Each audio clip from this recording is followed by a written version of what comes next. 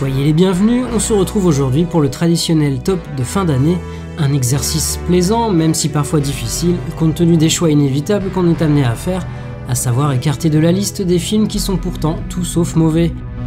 Si l'idée d'un classement pourra sembler peu pertinent pour certains, je trouve que ça permet quand même de faire une transition tout en douceur entre la fin d'une année cinématographique et la nouvelle. Ayant eu la chance en 2023 de me rendre plus souvent en salle, de visionner plus de films à la maison et même d'aller en festival, je peux cette fois-ci vous proposer non pas un top 3 ou un bilan en 4 ou 5 catégories, mais bien un véritable top 10 de mes films horrifiques, fantastiques et de science-fiction préférés. Non pas les films que je considère comme les meilleurs de l'année 2023, mais bien les films qui m'ont le plus marqué. J'en profite au passage pour vous souhaiter une excellente année, et ce à tous les niveaux, et vous remercier encore de votre présence, la chaîne ayant dépassé les 1700 abonnés.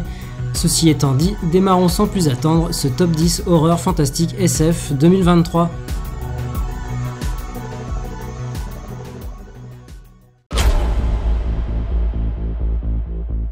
Numéro 10, Tropique, film français d'Édouard Salier.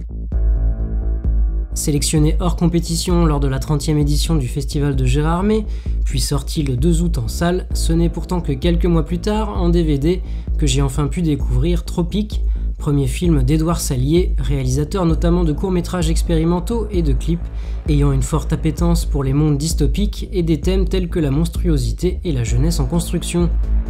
Et Tropique ne fait pas exception, puisque dans un monde parallèle au bord de l'effondrement, où compétition et privilèges dominent, nous y suivons Tristan et Lazaro, des jumeaux ayant intégré une école ultra-élitiste afin de participer à un programme militaire de colonisation spatiale. Une nuit, lors d'un entraînement, Tristan se retrouve contaminé par un liquide toxique mystérieux venu du ciel, qui le transforme physiquement et mentalement. Un drame, somme toute assez ironique, qui va évidemment durement fragiliser la cellule familiale. Alors que Tristan voit son rêve piétiner, Lazaro doit maintenant assurer sa place sur le devant de la scène. Quant à la mère, émigrée ayant fui son continent suite à un désastre écologique et ayant tout sacrifié pour ses enfants malgré la solitude qui la ronge, elle se retrouve plongée dans une sorte de déni quant à la gravité de la situation. Drame familial, teinté de body horror et de science-fiction minimaliste, sorte de croisement entre La couleur tombée du ciel et Bienvenue à Gattaca, Tropique a pour lui sa richesse thématique, sa photographie, sa musique et son duo principal. Un premier film extrêmement prometteur d'un réalisateur à suivre.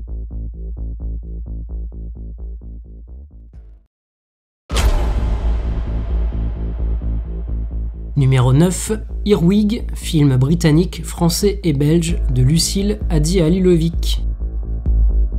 Sorti le 18 janvier 2023, dans un nombre extrêmement réduit de salles, j'ai pu heureusement rattraper Earwig lors de sa sortie en Blu-ray. Troisième long métrage de la trop rare Lucille Hadi-Halilovic, après Innocence en 2004 et Évolution en 2015, Earwig nous plonge au cœur d'une demeure isolée, à l'abri des grondements d'une Europe encore hantée par la guerre, et dans laquelle Albert s'occupe de Mia, une fillette aux dents de glace assignée à résidence. Régulièrement, le téléphone sonne et le maître s'enquiert du bien-être de Mia, jusqu'au jour où il ordonne à Albert de préparer la fillette au départ. Dès son générique, Earwig, adaptation libre du roman de Brian Catling, invite le spectateur, à la manière d'un conte, à quitter la réalité et embrasser l'univers proposé. Une mise en condition nécessaire pour profiter pleinement d'un cinéma reposant avant tout sur les sensations et l'atmosphère, et qu'il ne faut pas chercher à tout prix à rationaliser, même si chacun pourra y trouver un sens. Situant son action dans un passé et une zone géographique relativement floue, le film épouse dans un premier temps la cadence des rituels ponctuant les journées d'Albert et Mia, le tout sans quasiment aucun dialogue ou bruit émanant de l'extérieur. Un silence synonyme d'une certaine solitude, mais également d'harmonie, l'appartement apparaissant comme un lieu préservé du reste du monde, un espace mental renforçant l'aspect onirique du film.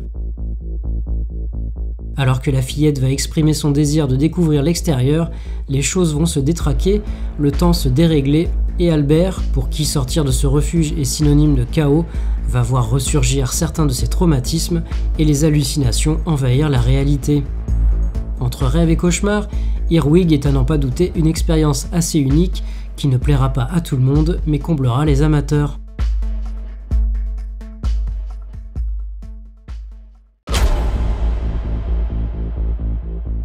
Numéro 8, Beau is Afraid, film américain d'Ari Aster. Pour son troisième long métrage, après Hérédité et Midsommar, Ari Aster nous plonge dans les névroses de Beau, adulte de presque 50 ans, se comportant comme un enfant, resté semble-t-il coincé dans la peau de celui qu'il était préadolescent, alors qu'il rencontrait son premier et unique amour. La vie de Beau ressemble à un combat de tous les jours, chaque situation inconfortable du quotidien se transformant en véritable délire psychotique. Avec maestria, Aster nous plonge dans la tête de ce personnage gagné par la paranoïa et embarqué dans une série d'événements plus délirants les uns que les autres, dans un monde au bord du gouffre, plein de fureur et de cris. Au cœur de ce cauchemar éveillé proposé par Aster, c'est bien évidemment la relation toxique entre un fils et sa mère. Elle est celle pour laquelle Beau, en recherche de vérité, entreprend ce périple de tous les dangers, celle qui semble alimenter ses névroses et qui en est peut-être aussi la cause. N'ayant jamais réussi à couper le cordon, à s'affranchir de l'influence nocive de sa mère, Beau en vient, au cours d'un des chapitres du film, à imaginer une existence alternative. Original et radical, truffé de symboles et d'éléments relevant de la psychanalyse, et porté par un Joaquin Phoenix une nouvelle fois totalement investi dans son rôle, Beau is Afraid est une comédie cauchemardesque qui séduit par sa mise en scène inventive et son caractère mouvant, une proposition qui sort elle aussi le spectateur de sa zone de confort. Pour un avis plus détaillé sur le film, je vous renvoie à la vidéo consacrée sur la chaîne.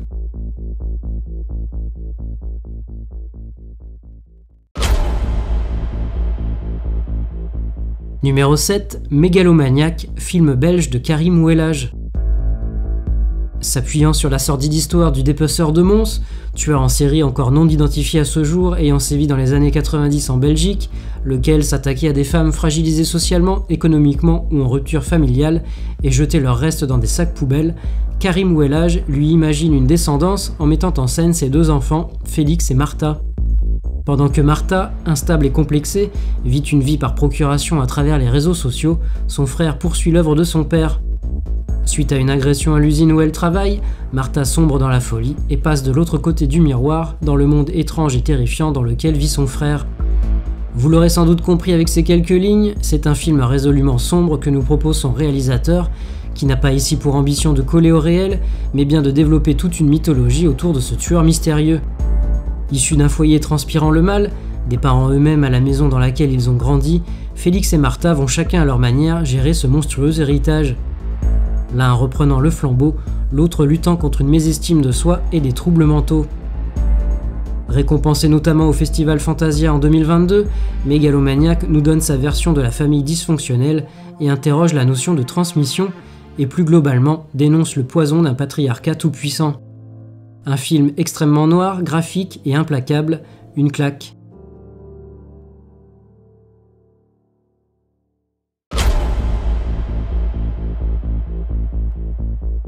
Numéro 6, La Pietà, film espagnol et argentin d'Eduardo Casanova. Découvert en compétition lors de la 30e édition du Festival de Gérardmer, où il a été récompensé, comme je l'avais pronostiqué, du Grand Prix, ainsi que du prix du public et du prix du jury jeune, ce long métrage produit par Alex de la Iglesia et Carolina Bang suit la relation malsaine entre un jeune homme et sa mère, qui refuse de voir son fils quitter le nid douillet ou encore même mettre le nez seul à l'extérieur. Une relation de codépendance qui atteindra un nouveau sommet lorsque la maladie s'immiscera dans leur vie. Hilarant, tragique, hystérique, absurde, surréaliste, le film ne plaira vraisemblablement pas à tout le monde du fait d'une certaine surenchère. Couper le cordon, s'évader d'une prison rose peut s'avérer effrayant et La Pietà s'autorise tous les excès, brillamment porté par Angela Molina et Manel Lunel, duo principal irrésistible aux jeux parfaitement complémentaires. Encore inédit en France, le film de Eduardo Casanova sera enfin disponible sur la plateforme Shadows dès le 26 janvier.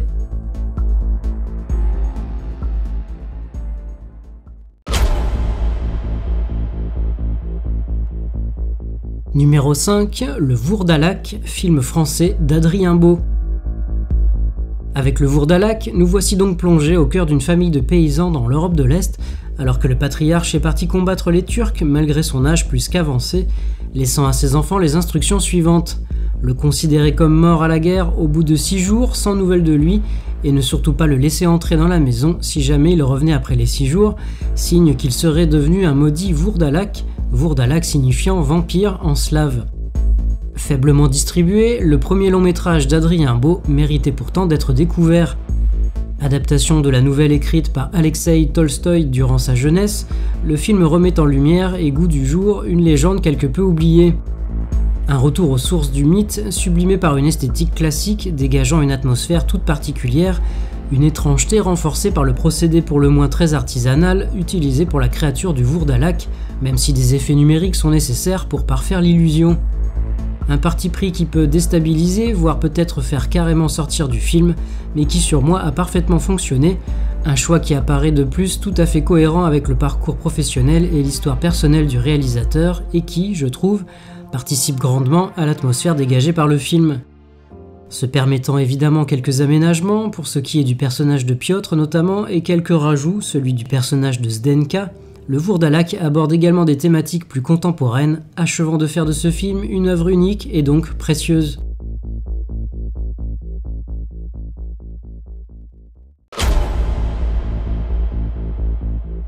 Numéro 4, Infinity Pool, film canadien de Brandon Cronenberg. Il faisait partie de mes rattrapages, le troisième film de Brandon Cronenberg se retrouve donc très bien placé dans ce classement de fin d'année. Dans Infinity Pool, James et M. Foster profitent de vacances tout frais payées sur l'île de la Tolka. Tout se passe comme dans un rêve, mais un soir, James renverse un inconnu avec sa voiture. C'est alors que se révèlent les dessous monstrueux de la station balnéaire, où le tourisme hédoniste se conjugue avec la violence sadique. Alors que j'avais préféré Possessor à Antiviral, Infinity Pool vient surpasser les longs métrages précédents de Brandon Cronenberg, réalisateur que j'apprécie donc de plus en plus, et qui met en scène ici un bien étrange paradis, un complexe hôtelier sécurisé situé dans un pays totalitaire imaginaire, au système judiciaire inspiré de la loi du talion, dont les plus riches peuvent s'affranchir moyennant finance.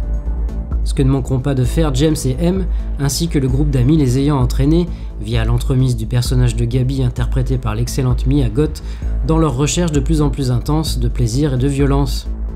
Un groupe de nantis décadents se croyant au-dessus des lois, qui profite évidemment du manque total de repères de James, écrivain en mal d'inspiration et financièrement dépendant de sa femme, que la vision de sa propre mort va profondément marquer, signant les prémices d'une véritable descente aux enfers. Excessif, amoral, dérangeant, surréaliste et hypnotique, cette critique d'une frange particulièrement hors sol et nuisible de la société s'avère tout à fait maîtrisée. Un cauchemar dans lequel on plonge avec délice.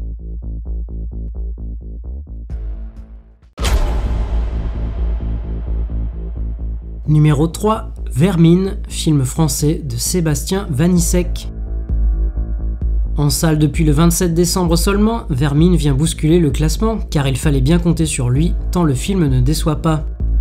Avec cette histoire d'HLM envahie par des araignées à l'évolution hors norme et ses habitants tentant par tous les moyens de s'en échapper, Vermine est un film de monstre se voulant à la fois intimiste, reflet d'une réalité sociale et surtout divertissant. Offrant au spectateur un savoureux mélange de comédie, de drame, de suspense et de frissons, il ravira autant les arachnophobes que les amateurs de long métrage mettant en vedette des bestioles mortelles.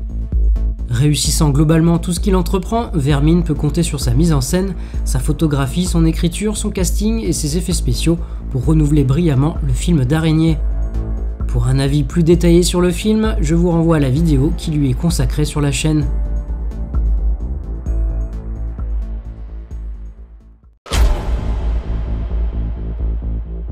Numéro 2, Conan, film luxembourgeois, français et belge de Bertrand Mandico.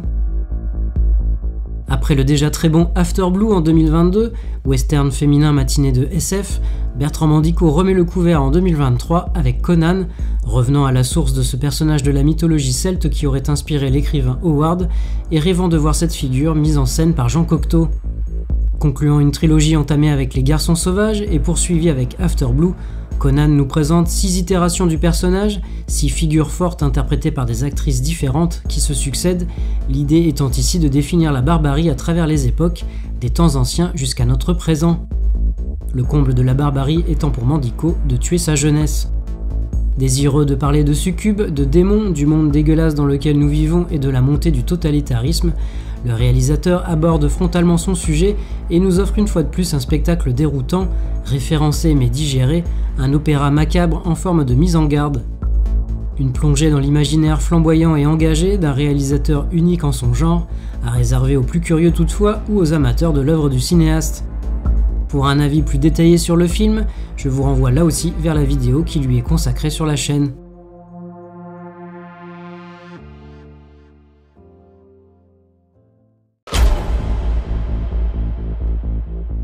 Numéro 1, Terrifier 2, film américain de Damien Leone. Au-delà du fait que Terrifier 2 n'est clairement pas le genre de production qu'on retrouve tous les jours sur grand écran, il y a le plaisir de voir un film tout simplement bien meilleur que son prédécesseur. De la photographie au casting, de la mise en scène aux effets pratiques, des enjeux à la musique, c'est comme si tout avait été revu à la hausse en termes de qualité. Bénéficiant d'une plus grande variété de décors, d'un plus grand nombre de personnages et de séquences horrifiques, et d'une caméra bien plus libre de ses mouvements, le long métrage déploie toute son envergure sans jamais plier sous le poids de sa durée. D'autant que Leone a bien pris note des mauvaises critiques faites sur son film précédent, rectifiant le tir en axant davantage son récit sur les personnages, l'une des bonnes idées de Leone consistant notamment à opposer à Art le clown une véritable résistance en la personne de Sienna, la final girl du film, parfaitement interprétée par Lorraine Lavera. Le réalisateur et scénariste introduit également une nouvelle entité, le personnage de la petite fille pâle, dont nous comprenons l'importance au fur et à mesure. De son côté, Art demeure un antagoniste toujours aussi efficace et iconique, le tout rendu possible par le travail de son interprète, David Howard Thornton.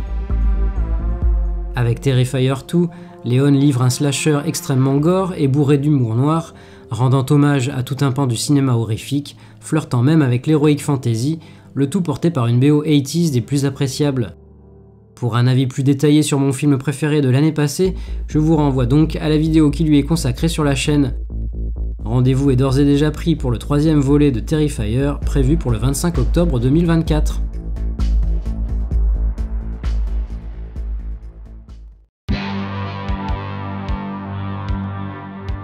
Ce sera donc tout pour ce flop de fin d'année 2023, j'espère vous avoir au moins permis de découvrir ou redécouvrir certains films. Dites-moi en commentaire ce que vous en avez pensé et quel long métrage vous auriez mis dans ce classement. Si vous avez apprécié ce petit exercice totalement subjectif, alors n'hésitez pas à liker, commenter, partager et vous abonner à la chaîne si ce n'est pas déjà fait. Je vous retrouve prochainement pour une nouvelle vidéo. Salut!